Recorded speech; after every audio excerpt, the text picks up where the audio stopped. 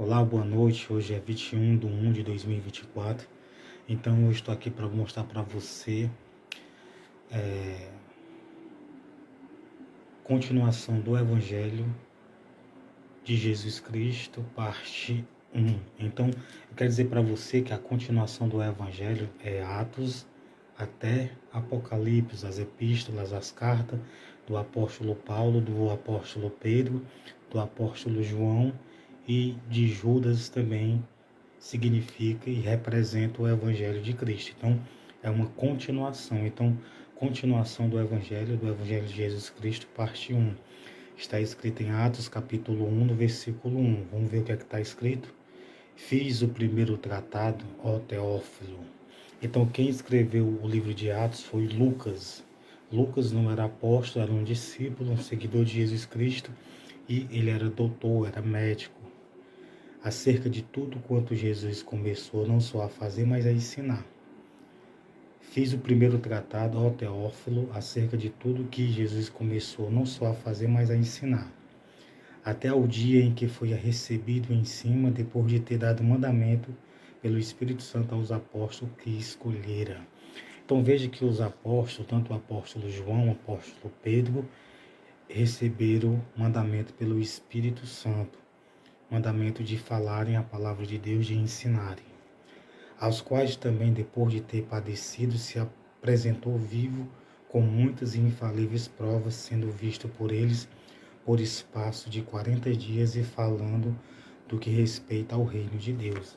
Então veja bem, depois que Jesus ele foi crucificado, depois que ele entregou o Espírito, depois de 3 dias e 3 noites, Jesus se apresentou vivo para ele com muitas e infalíveis provas.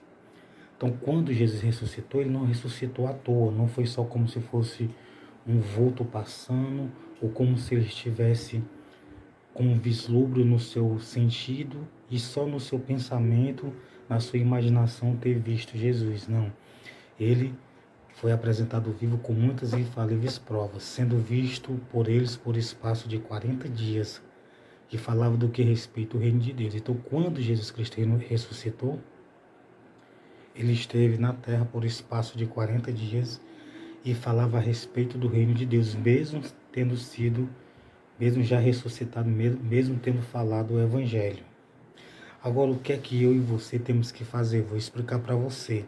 Quem se levantar contra a palavra de Deus, ou contra quem fala de Deus, ou contra quem incentiva a palavra de Deus, não terá sucesso após essa vida, não terá sucesso eternamente. Terá fracasso eternamente, terá o desprezo eterno e não a vida eterna. Então seja inteligente você que segue a palavra de Deus. E estando com eles, determinou que não se ausentasse de Jerusalém, mas que esperasse a promessa do Pai, que disse eles: de mim ouvistes. Porque na verdade João batizou com água, mas vós sereis batizados com o Espírito Santo não muitos dias depois, não muito depois desses dias. Aqueles, pois, que se havia reunido, perguntaram, dizendo: Senhor, restaurará tu neste tempo o reino a Israel? E disse-lhe: Não vos pertence saber os tempos ou as estações que o Pai estabeleceu pelo seu poder.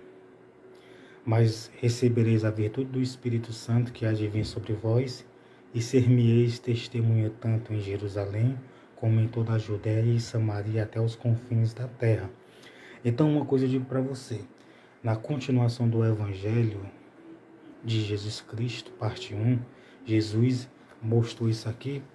Lucas falou essas coisas acerca do que Jesus tinha feito, do que tinha acontecido depois da ressurreição dele, e falou de algo que ele se referiu, que ele falou, né, que não pertence saber as estações que o Pai estabeleceu pelo seu próprio poder, porque tudo é no tempo de Deus e só quem sabe é Deus e Jesus Cristo quando será o fim. Na verdade, só o Pai Celestial sabe. Mas Jesus falou algo: mas recebereis a virtude do Espírito Santo, quem? Os apóstolos. Mas recebereis a virtude do Espírito Santo, e os discípulos que estavam lá, a mãe de Jesus e os demais.